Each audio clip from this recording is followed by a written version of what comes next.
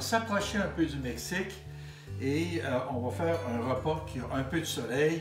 On va faire des fajitas aux crevettes, façon mexicaine, avec les ingrédients qu'on retrouve très couramment au Mexique. Parlant d'ingrédients, des crevettes. Regardez ici, là, si vous étiez 4, peut-être que vous auriez besoin de plus de crevettes que ça, puisque ici, on en a dégelé pour 2 personnes. Et puis, on a du paprika fumé ici. On va les saupoudrer un petit peu de chaque côté avant de les griller. On ne peut pas parler du Mexique sans parler de la coriandre, sans parler de la lime. Et puis, bien sûr, sans parler là, de la pâte de piment. Ici, c'est du sambal oelek, là, pour dire son nom, qu'on va utiliser pour faire une petite mayonnaise mêlée avec le sambal oelek. On a des petites tomates cerises. Vous pourriez prendre des tomates ordinaires, bien entendu. Vous pourriez aussi prendre de la laitue iceberg, de la roquette ou de la rigula, celle qui vous plaît et la quantité qui vous plaît aussi. Ici, nous avons des tortillas. Celles-ci, c'est des tortillas de maïs qu'on a achetées congelées. On les trouve aussi qui n'ont pas été encore congelées et ça se garde très très bien au frigo.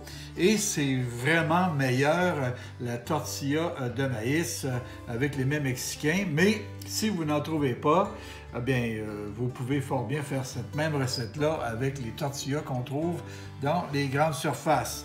Et bien sûr, qui dit Mexique, alors ils cultivent encore aujourd'hui 48 espèces de maïs. Alors, on va prendre du maïs.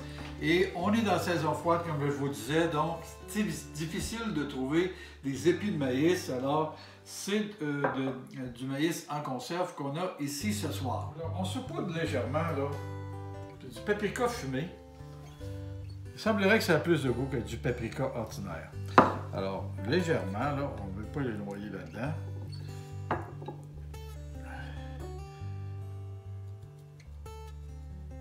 Alors ici, j'ai une poêle rainurée, là, et j'ai une poêle rainurée dans laquelle j'ai mis de l'huile végétale, mais regarde, c'est un petit gâteau que je viens de m'offrir, là. Vous auriez un poêlon ordinaire, ça ferait tout à fait la même chose, là. Mais moi, j'ai pensé m'offrir le petit luxe, puisqu'on ne peut pas faire ben de barbecue pendant la saison morte. Alors, je me dis, là, je retrouve les belles petites traces vraiment de barbecue, là, qu'on trouve dans notre barbecue l'été. Pas longtemps les crevettes, parce que là, regarde, quand il sera cocovique trop, là, c'est dur, c'est moins agréable.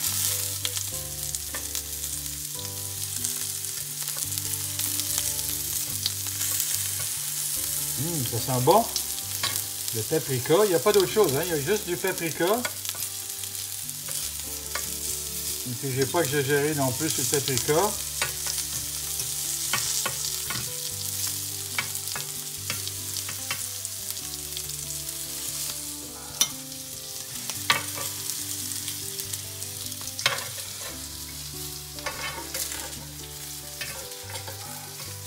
Écoutez, dépendamment de la grosseur de vos crevettes, là, bien sûr, si je vous dis 2 minutes, ils sont plus petites que ça, bien là, ils vont être trop cuits. Alors, disons 1 à 2 minutes. 1 à 2 minutes, et puis... Oh mon Dieu, regardez comme c'est joli, c'est agréable. Pour moi, c'est très important là, que ça sente bon, que ce soit beau à la vue, et que ça soit bien sûr goûteux.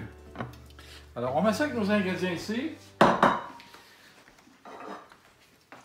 Alors, si on résume, on a nos crevettes, on a la salade. Je vous rappelle, ça pourrait être de la roquette dans votre cas, celle que vous voudrez.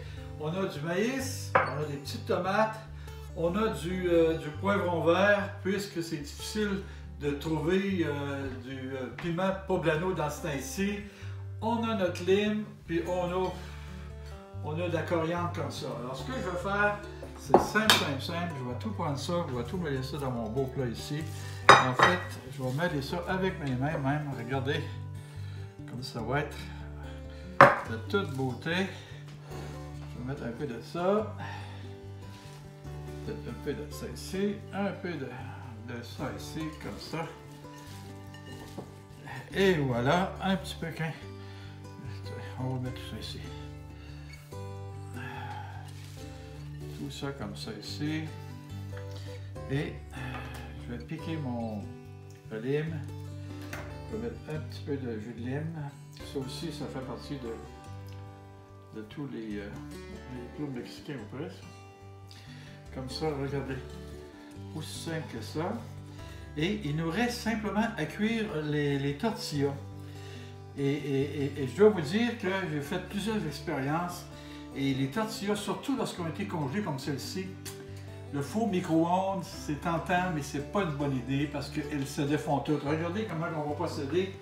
Ça va être simple. On va juste mettre un peu de chaleur à notre poêle et on va juste simplement les tourner pour les réchauffer là-dedans.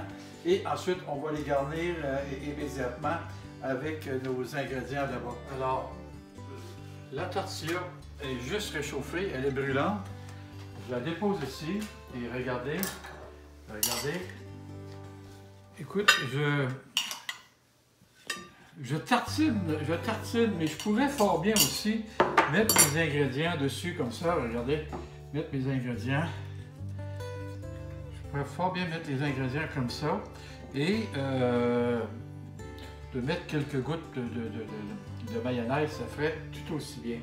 Et regardez, comme ça avec quelque chose.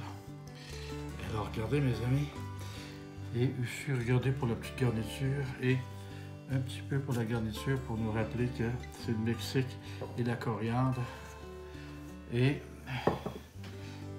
regardez ici, regardez notre petit repas de ce soir.